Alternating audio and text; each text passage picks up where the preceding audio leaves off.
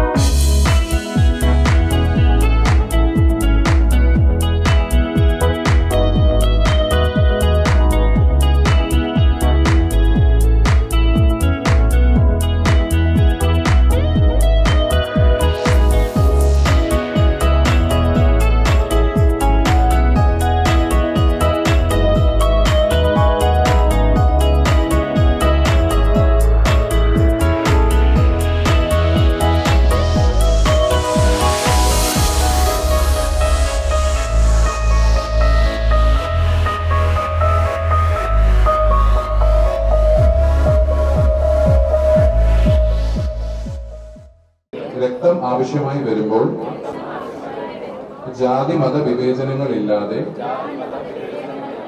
അത്യാഗ്രഹം കൂടാതെ ഞാൻ എൻ്റെ സ്വന്തം ചെലവിൽ രക്തം ദാനം ചെയ്യുമെന്നും ഉറപ്പു നൽകുന്നു. രക്തദൗർലഭ്യം മൂലം നമുക്ക് ചുറ്റും ഒരു ജീവനും നഷ്ടപ്പെടാതിരിക്കാൻ ഞാൻ അശ്രാന്ത പരിശ്രമം നടത്തും.